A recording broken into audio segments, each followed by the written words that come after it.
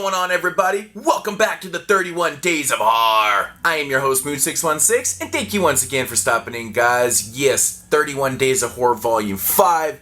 Day 3 is here, and October 3rd is the most important day of October, in my opinion, because it is my birthday.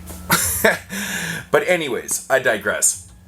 Alright, so we're going to get into a film that I believe was released in festivals in 2017. I think the DVD/Blu-ray came out last year, so it was officially released in 2018, and it's a movie called Close Calls. This was distributed by Scream Team Releasing, who's done films like The Barn and The Sleeper and 1031, things like that.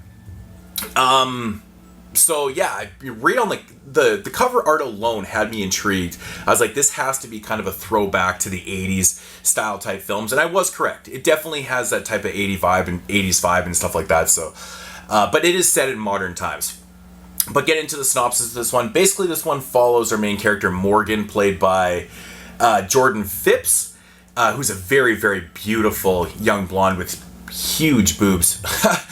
So basically, she's in a little bit of trouble. Her father has not been approving of her lifestyle, mostly with her relationship with her boyfriend, and also her down spiral in drug use. So, you know, her father's heading out for dinner with his slutty ass girlfriend, and you know, he's grounded Morgan for the night.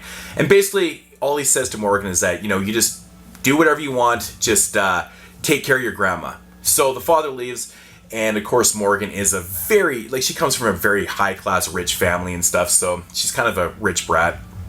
Anyways, she strips down to her pink bra and her blue panties, which she actually is in the entire movie, and, you know, decides that she's going to smoke herself ridiculous from her drug stash.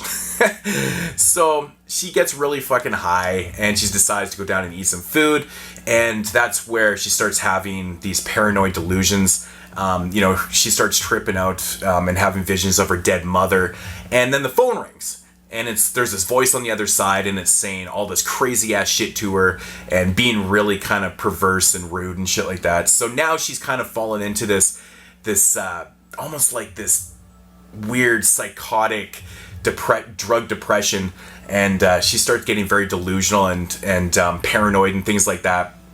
And shit kind of spirals out of control from there. So I'll leave the synopsis right there. Now, my thoughts on this one. This is a very interesting film. Very, very interesting. I've been making a point of every time I, put a film in to check the running time. This movie runs in at a time of 2 hours and 8 minutes. Now, for most people, that might scare you right away. At first, I was like, damn, that's a really, really long indie film. If you know anything about, developing and shooting and editing indie films, it's a good idea to keep them a little bit shorter, because a lot of indie directors, sometimes they want to use all the footage that they shot, and it turns out too long. Now, right away, I was like, 2 hours and 8 minutes, holy shit. But this is a very interesting film, because I think this movie has like 4 acts at least in it. It's kind of crazy.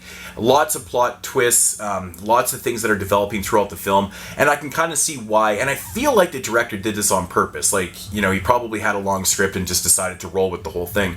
It's very, very interesting.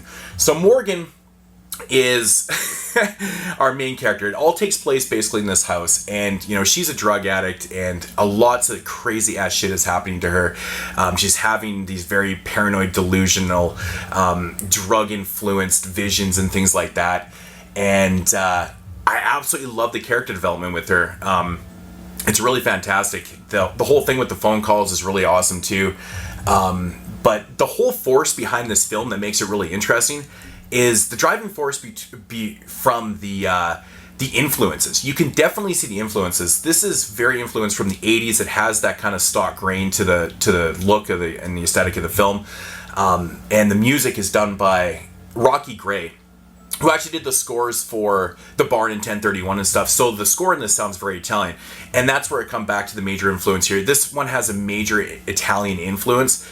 The whole tone of the film and the atmosphere feels very Italian, which is awesome. It kind of, feels like just a general Italian horror film mixed with a giallo. It's got like this American slasher film going on. It's got this like psychedelic kind of drama mystery elements to it. At times it feels a little bit softcore, and even at one point in the film it kind of gets real deep into like some H.P. Lovecraft shit. So that's where I go back to having like 4 different acts. It has a lot of different parts in this film. I think when you're watching this one throughout the first hour, you're kind of like, where the hell is this going? But I think that's the absolute point of this. You don't know what is actually happening to Morgan. If she's just being, drawn into her drug-induced paranoia, or is she not alive in the film? Or there's so many possibilities of what's going on with her character. And it's kind of cool the way the whole thing plays out, because it plays out with, her dad and her girlfriend and some other people and her boyfriend. And there's all these other kind of characters that kind of come into play in this movie and stuff. And it's really, it's like a pot of gumbo. It's a mixed bag of everything. Was I ever bored through the 2 hours and 8-minute running time? Absolutely not. This was really, really refreshing. I can see why this won Best Picture at a lot of different, indie film festivals and stuff, because it shows a lot of damn potential. The acting is good. Jordan Phipps does a really good job in the leading role. I think this might have been her first major feature. She does a fantastic job, like really, really good. I think the acting for the most part is awesome. The granny has one of the funniest parts in the movie, actually. There's a scene towards the end of the film. I'm not going to give it away, but it downright made me piss my pants laughing. It was kind of funny. For the people who have seen that, they might actually get that joke right there. But yeah, it's pretty funny. There's another really interesting scene with Morgan and this guy that kind of holds her captive in the house and stuff, in her bathroom and shit. That was really interesting. But lots of great scenes. I really like the overall aesthetic of this one. It's shot beautifully. The color correction is fantastic in this, like mixed with the music, and did a really damn good job. It's, like I said, it's shot in one location in a house. Like, it's supposed to be in a huge mansion and stuff, so it does have these like really kind of awkward moments with like kind of like not trap doors and things like that, but secret passages and shit, which I actually really liked. I thought that was actually really cool. But overall, it's a very, very interesting film. I think it's a little bit ambiguous and up to your own interpretations of what actually happens in the end of this one. But that's okay. I'm a huge Italian fan. And if you're fans of like Lucio Fulci and that nightmare logic, I think this one is right up your alley. And I think that's one of the major influences in this, is that Italian nightmare logic, which is fantastic. Things don't have to make perfect sense all the time.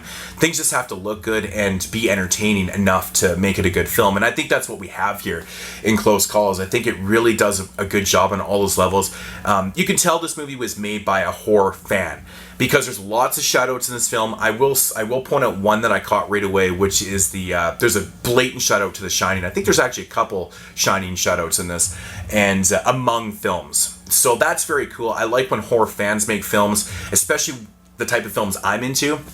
Psychological dramas / nightmare logic Italian films mixed with awesome scores. You get Close Call and that freaking awesome cover art right there. And yes, there actually is a rotary phone in this, which actually had me confused at first, I won't lie.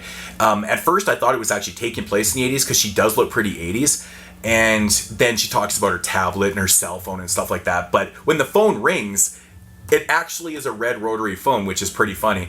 That part actually confused me a little bit, because I think maybe with the first time the phone rings, her reaction to it is like, oh my god, the phone's ringing. Like she's reacting like the phone has rang 100 times and there's been someone on there. So that one actually was kind of like, what the hell? But that could be due to her, her paranoia too. So, but anyways, I digress. Close Calls. I highly recommend this one.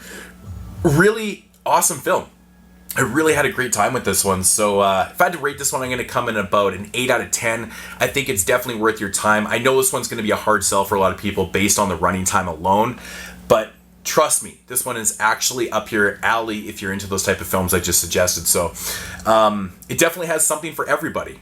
It really fucking does. It has shit all over the place. It's crazy. And if you want to watch a very, very sexy girl run around in her pink bra and her blue panties all movie, this is the one for you. And I mean, her boobs are ginormous. So yeah, if there's no other reason to watch it, you can watch it for that right there. So Close Calls, fantastic movie. Can't recommend it enough. I actually really want to check out the audio commentary on this. It's done by the director, so maybe he has some insight to the ending and things like that too. So, which I'm pretty sure it's playing off of Nightmare Logic. But Close Calls, awesome film. That is going to do it for day 3. I had a blast with that one. And yeah, so it's my birthday, so I'm probably just going to do nothing and maybe go to the gym. So I'll be back tomorrow with another throwback film, and not a throwback film, but an older movie. Don't know what it's going to be, but I'll check you guys then. And as usual,